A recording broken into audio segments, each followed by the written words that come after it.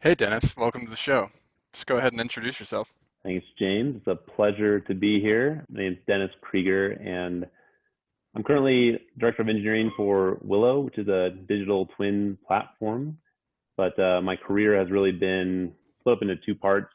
First 5 years has been as a consultant, kind of doing energy in buildings, audits, commissioning work. And then for the past 5 years, I've been in the software game. So deploying analytics through switch automation and now configuring digital twins with Willow.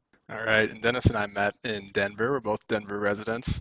We met, what, 2 years ago now, something like that. And we like to nerd out about analytical things.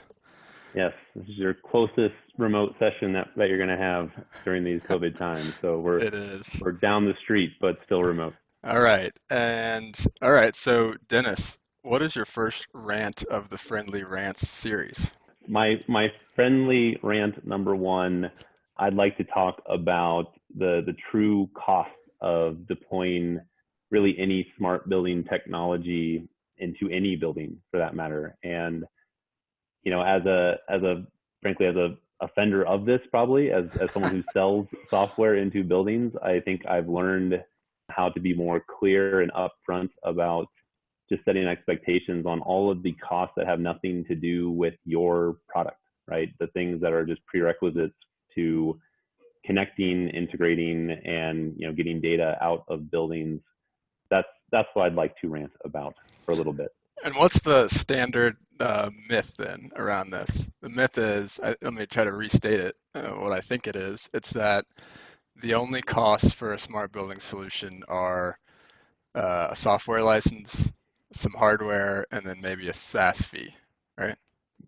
Yeah, like what's on the proposal from the vendor that you're buying the software from, right? It's setup fees, it's maybe some hardware to connect to the systems locally, and then an ongoing SaaS fee. And that's easy to explain as a software vendor. It's the challenge is obviously all the unknowns and the additional costs that, again, the prerequisites to just get started, and then also some of the costs that I think come up as you start actually using software to try to run the building better or improve the building, right? Well, there's obviously to making those improvements. And like the rant, I guess, is that it's challenging to, convince a customer to purchase new software while also being upfront and honest about it's not easy. It's going to have a lot of hidden fees and costs that aren't part of my software package, but are frankly part of your building infrastructure that we need to address. And those often get I think, just overlooked or just not emphasized enough in the early conversations, right? Cool. So what's the solution here?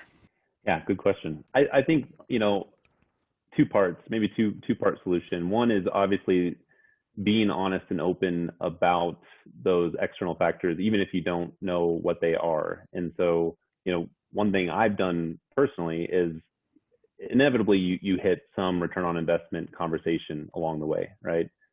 And my approach, probably your approach too, as like being detailed and analytical and an engineer, is to just present a true analysis of what the factors are, right? And so, yes, I can represent my piece of this product very clearly and accurately. There will be my fees and the SaaS that goes with my product. I can also show you like the knobs, right? That are the unknowns to what to expect or what could come up in the process. And I can turn that into a return on investment analysis that you can interact with, right? So if we know a prerequisite to connecting buildings is having the proper IT and OT infrastructure to actually have a converged network and have a secure place to connect your technology to, right? Well, that's a variable. That's something that we can put onto that analysis and say, you might expect there to be a $10,000, $15,000 upgrade to your IT infrastructure if you have cybersecurity requirements that you want to meet, right?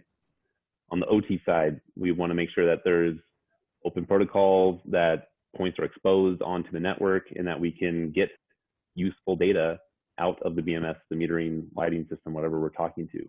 Well, put that into a line item. That's a $0 or $30,000 fee to go upgrade your OT system, right? Right. And so just having, I think, that visibility as step one is important and shouldn't be hidden, right? Because like the main objective is to not have a failed project, right? It's simple. If the first outcome of your project is that you surprise a client with a fee that you didn't highlight or warn them could happen, you've failed before you've even, gotten out of the gates here. So Absolutely. I've learned that the hard way, where it's like, we're going to go do analytics and change your life with this product. And oh, shoot, we thought we'd have this rich data set from the BMS. I can't even discover a network, right? It's, we can't even start. So I think there's that upfront kind of show them the variables, show them the concerns as part one to the solution. And then I think part two is that this needs to come through to contracts, right? Like you can't go into a project expecting to know everything you're going to encounter on the building. And that's a two-way street. Like I think the software provider needs to acknowledge that like we're not going to turn on SaaS on the first day of this job. We're going to work with you to make sure your site is ready. And when we start delivering value, we will deliver SaaS, right? And so there's this separation of recurring fees from what's more of a service, frankly, a readiness evaluation of the site. And I think that needs to be in every person's contract who's acquiring building technology, and a clear, defined separation of what that means to the fee schedule, right? And so that was kind of my lessons learned. And I learned that the hard way and had some, disappointing customers where we didn't just articulate what could happen with the complexity of jobs, that we get into. And it definitely made the project fail, but it was hard to get a customer to engage when, the first opportunity we find is that your network needs an upgrade. That's not a fun way to kick things off. So That's not the best opportunity. Speaking of opportunities, though, so when a software solution, say it's like FDD, does find opportunities, that's another place where often I've seen that the budget's not pre-planned, right? So someone's got to fix whatever shit comes out of the analytics or whatever the smart building solution comes up with. There's usually some action, right? And that's another bucket you're thinking of, right? yeah, and that's just straight back to the return on investment analysis, right? There's an upfront cost to fixing the things that you're going to find, improving the way you actually operate the building, right? And I think that's another hidden but very obvious when you just point to it, and very large line item. Like you don't get a BMS vendor to show up to a site for less than $10,000 typically. I mean, you have to have a serious commitment to go improve on the building, and that has to go beyond the fees in your analytics platform. If we stay on that example, right? And that was another, I've experienced that, James. I'm sure you have as well, where if you don't emphasize that up front and understand things like the site team's budget cycles, if there's available capital, then why are we even doing this? If I go find 10 amazing opportunities that require you to go do some resequencing in the actual BMS, and we're going to stop there. I mean, what's the point? Yeah, I was going to say, this reminds me of when I used to be in Illinois, there's two great Illinois utility incentive programs, and they gave you money up front. They gave you, as a building owner, if you're going to install some sort of smart building solution, you would get $25,000 or something like that to basically incentivize the setup process. And what we found is that our salespeople, so the salespeople that were on my team, wanted to use that and wrap it into these other projects and use it to offset the cost of our setup on our smart building solution. And what I found is that ends up just basically like sneaking it into the project. So the owner's not buying in really in any way to this platform that they were buying. So in our case, it was usually SkySpark. So they're getting SkySpark, but they really don't know about it, haven't provided really any information that would help us price that in the right way. But yet we're on the hook to produce it. And I've had many, many rants where I call, we can't sneak it into the fucking project. That's usually my rant. And I'm just like we can't, this is not something you just sneak in, right? Yeah. Well, and I think it also, what you just said kind of to me emphasizes that the buyer of technology is not always the same as the person who's adopting it or even owns the budgets where it hits, right? Like Hmm.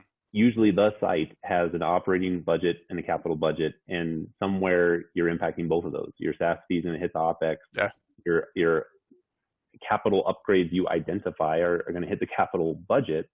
And so it's great to have like a top-down sales approach where you get buy-in from a commercial REIT who says this is amazing technology, but eventually it hits a site's budget cycle. And there's always this like, to me, awkward disconnect between the vision of what you sold and then you go do what you as a product are designed to do, and it falls flat because there's no way to implement the findings. And so it's become more obvious to me that there needs to be that connection needs to be made ahead of time.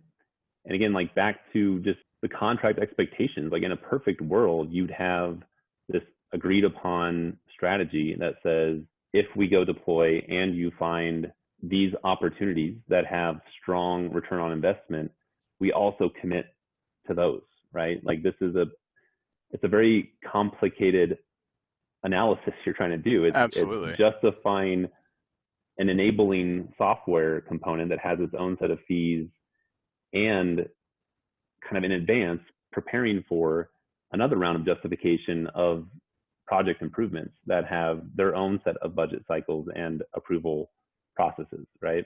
And I Hmm. think we've all been in the situation where you walk into that and you think you've got this amazing list of, analytics that have discovered and unearthed these great opportunities, and then you go realize, yeah, there's nowhere to put this, right? There's Yeah. no vehicle to go implement these changes because, yeah, there are fees that no one talked about 6 months ago when this project was being approved. All right. Rant one is in the books. Friendly. Friendly rant one's in the books.